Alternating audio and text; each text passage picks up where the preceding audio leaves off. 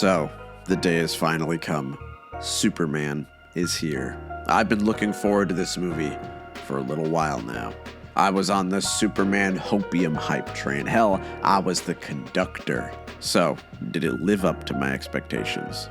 Honestly, I don't think anything could have met my expectations. Superman is a very interesting movie because it's not a bog standard superhero film like the ones we've been getting from the MCU. James Gunn knows the viewer has been trained on years of superhero films at this rate, and as such, this one feels a little different. And the script for this video has been very hard for me to write because I struggle to find a way to say that while I like the movie a lot, I didn't love it, and I really wanted to. It's a movie that managed to get me a little misty-eyed, but it's also one that has some weird narrative issues. I think I can say for the first time that James Gunn might have bitten off a little more than he could chew. In an effort to forego the Superman origin story, this movie starts with a Star Wars text crawl to get us up to speed. And I think this can work for a lot of stories. But once we start reading about how Superman was involved in an overseas conflict, and we don't get to see this happen, then I got a little concerned. The opening crawl tells us that this is the day Superman lost his first battle, but we didn't see that happen, and we never even hear how Clark feels about this. The movie doesn't even have any time to explore this because there's so much ground to cover. Overall, I think this story really struggled to pull me in for the first quarter or so, and it's not because it's really bad, but because we're thrown into this world raw while Superman has so much shit going on. The first half hour has to speed run showing us everything going on in Clark's life and everything going on with a dozen other characters in the movie, and it feels difficult to latch on to any one conflict that we're shown in these opening scenes. Superman has like 4 to 5 different conflicts in the opening act of the film, and some of them have been going on before the story even started. It's just hard to care about that many things that quickly when the movie just began. However, after the movie sets into its groove a little bit, I found myself getting more and more engaged. There's a point where Superman gets separated from everybody else, and that's where I really started to understand what Gunn is trying to do. I feel like his intention was to cram in as many Superman mini-adventures into one movie, and I really enjoyed that. Superman fights kaijus, he goes to wacky sci-fi worlds, he meets all sorts of weirdos. The science fiction elements are really crazy in this film. They throw some wacky-ass concepts at the audience, and this world is so established that the characters never even bat an eye at any of it. When you see Lois Lane and Jimmy Olsen flying around in a UFO to help Superman, it feels like it fits in this world. It feels like a Superman story. It feels very unique to this character. I understand that in order to facilitate all these set pieces and scenarios for Superman to deal with, we need to have a more complex plot. But honestly, do we? The main inspiration for this film was All-Star Superman, which also features Clark going on a bunch of wacky adventures. But the framework for that story is very simple. Here, I feel like the convoluted framework is more distracting than anything, and it doesn't really help the pacing of the movie.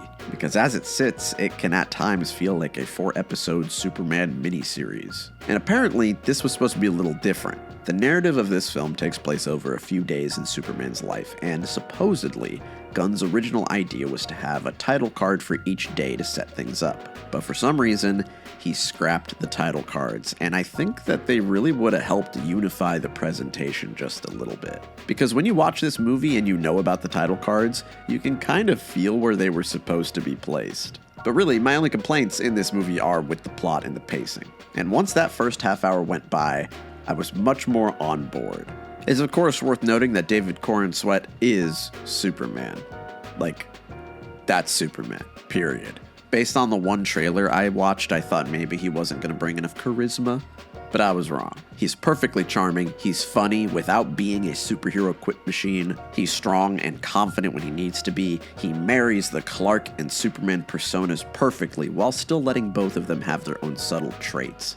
He's perfect. Lois was also great in this movie. She felt very accurate to how I would believe Lois would act in a Superman story. And I actually really like that her and Superman are in a weird stage in their relationship. They've only been dating a few months, and it's at the point where they're just starting to get a little serious, and they have to navigate that and see how they really feel about each other. They put Clark and Lois into a situationship, and I think it's a very relatable and engaging romantic subplot, and their chemistry made it even better. I could honestly list every character in this movie and express how good they are, because everybody works. Guy Gardner is exactly how I would imagine he would act in a film. Mr. Terrific is given so much time to make an impact, and I would not be surprised if this film spawns an army of new Mr. Terrific fans. And Lex Luthor is crazy good in this movie. Nicholas Hoult brings the perfect amount of arrogant little hater energy to this role. You can see on his face in every scene that he doesn't just hate Superman. He truly believes he's better than him in every way. While I think that a lot of other characters are on the screen a bit too often and they can sometimes take the spotlight away from Superman at times, I was never upset to watch a scene with Lex. I also really like the way that Gunn presents the action scenes in this movie. When it comes to superhero action, I'm easy to please.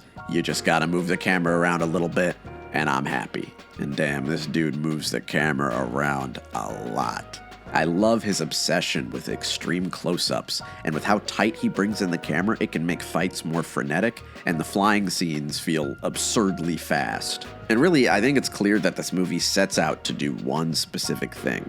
It wants to establish a new DC universe that more movies can take place in. And I do think it succeeds at that. This world feels complete. It feels like there was a lot of thought put into it. I love that whenever Metropolis is under attack, there's always a few people who are still just going about their day because this is normal for them. I feel like the MCU a lot of the time just feels like a parallel to our world, just like with aliens and shit added to it. But this DC universe feels like a tried and true comic book setting.